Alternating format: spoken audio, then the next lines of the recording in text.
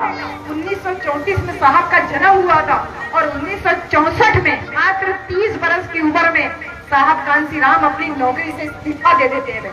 जानते हो क्यों इस्तीफा दे देते हैं? जानते हो क्यों इस्तीफा देते हैं? क्योंकि साहब कांसीराम ने बाबा साहब की एक किताब पढ़ी और उस किताब को पढ़ने पे साहब कांसीराम के मन में इतनी बेचैनी हो गई कि उनको आत्मग्लानि होने लगी कि जो मेरे से छोटा कर्मचारी है, एक चपरासी, एक क्लास 4 का नौकरी करने वाला, वो बाबा साहब की जयंती इतना धूमधाम से मनाता है और मैं इतना बड़ा अधिकारी होकर के भी मुझे बाबा साहब के बारे में इतना भी ज्ञान नहीं था। बेचैन होकर के साहब कांसीराम जब किताब पढ़ते हैं तो नौकरी से इस्तीफा देते हैं, इस्तीफा लिखते हैं, इस्तीफा दे देते हैं और उसके बाद साहब कांसीराम अपनी माँ को चिट्ठी लिखते हैं। क्या लिखते हैं चिट्ठी में? चिट्ठी में लिखते हैं, माँ मैंने नौकरी से इस्तीफा दे दिया है, अब मैं कोई नौकरी नहीं करूंगा। पहली बात कहते हैं कि मैं नौकरी नहीं करूंगा। दूसरी बात कहते हैं मैं कभी शादी नहीं करूंगा, मैं कभी घर नहीं बसाऊंगा। 30 साल का नौजवान लड़का बहन जिसका हो, जिसकी जो नौकरी करता हो, उसकी माँ ने कितना सपना संजोया होगा कि मेरे बेटे की शादी होगी। बेटा चिट्ठी में लिख रहा है कि माँ मैं कभी शादी नहीं करूंगा, माँ मैं कभी घर नहीं आऊंगा, माँ मैं कभी नौकरी नहीं करूंगा। माँ आज मैं अपने नाम पे कोई बैंक, बैलेंस, घर, दुकान, मकान कुछ नहीं रखूंगा। माँ आज से ये बहुजन समाज ही मेरा घर परिवार। ये 5 प्रतिज्ञा साहब कांसीराम लिख करके अपनी माँ को चिट्ठी पोस्ट कर देते हैं।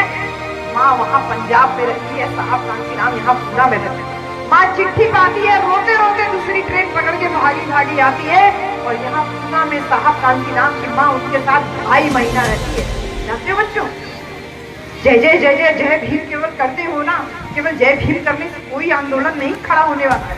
अपने महापुरुषों को जानोगे नहीं, उनके संघर्ष को नहीं समझोगे, कभी कुछ कर नहीं पाओगे। साहब की माँ रोते रोते आती है, 2.5 महीना रहती है। 2.5 महीना में साहब कांसीराम अपनी माँ से 10 मिनट भी बात नहीं करते, रात दिन कुछ किताबों को पढ़ते रहते थे। एक दिन माई से रहा नहीं गया, माँ कहती है, ओ कसिया, साहब कांसीराम की माँ उनको प्यार से कसिया बुलाती है, ओ कसिया, इन किताबों में आखिर ऐसा क्या लिखा है जो तू रात दिन इनको पढ़ता रहता है? तुझे अपनी माँ से बात करने के लिए 10 मिनट फुर्सत नहीं है? तब साहब कांसीराम अपनी माँ को देखते हैं और कहते हैं, माँ ये किताबें साधारण किताबें नहीं है, ये किताबें मेरे बाबा साहब मेरे लिए लिख के छोड़ के गए हैं और इन किताबों में बाबा साहब सत्ता की चाबी छोड़ के गए हैं। मैं उस चाबी को खोजने की कोशिश कर रहा हूँ। घर जा माँ, घर जा, मैं तेरे साथ घर आने वाला नहीं हूँ, तू अपना टाइम बर्बाद मत कर।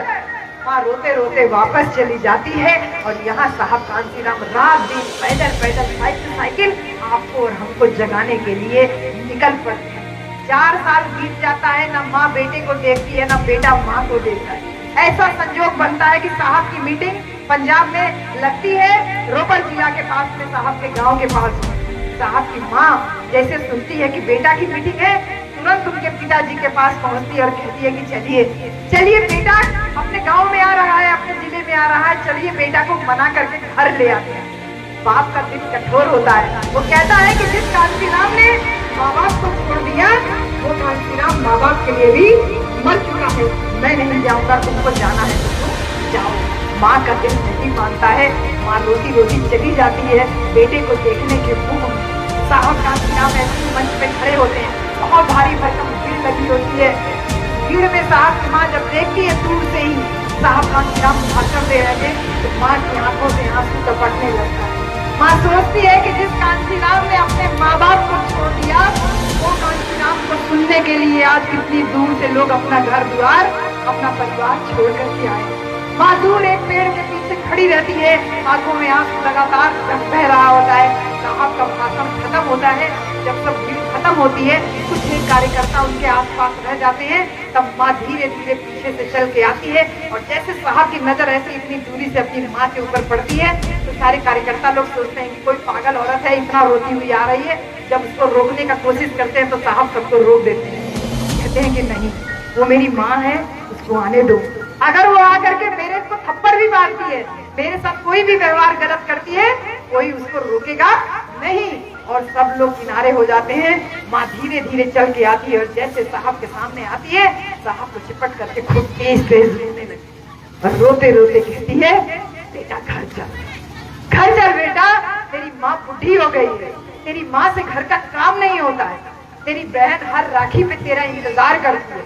घर चल बेटा घर चल, तेरी माँ ने तेरे लिए लड़की पसंद की है, हम तेरी शादी कराना चाहते हैं बेटा, हम तेरे सर पे सेहरा बंधा हुआ देखना चाहते हैं, घर चल बेटा घर चल।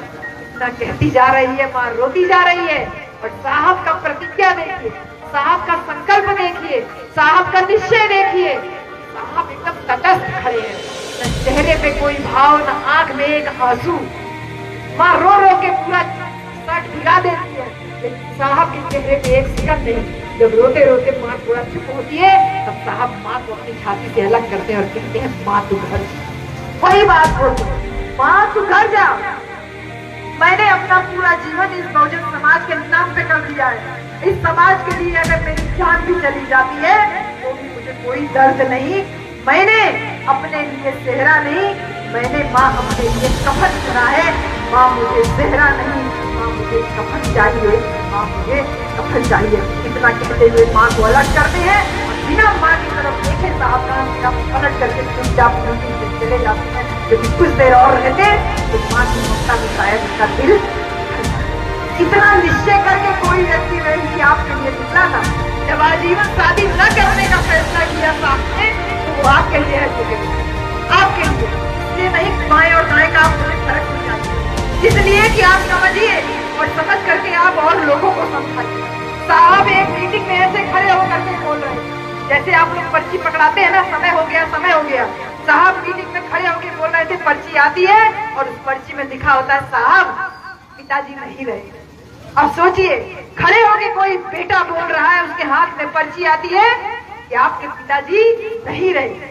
साहब एक मिनट के लिए ऐसे एकदम सन्न हो जाते हैं, आंख में आंसू भर जाता है, लेकिन आंसू आंख से गिरता नहीं है। एकदम अपने आप को कंट्रोल करते हैं और उसके बाद अपना पूरा भाषण समाप्त करते हैं। और भाषण समाप्त करने के बाद लोग कहते हैं साहब पिताजी खत्म हुए हैं, अब तो आप घर जाएंगे।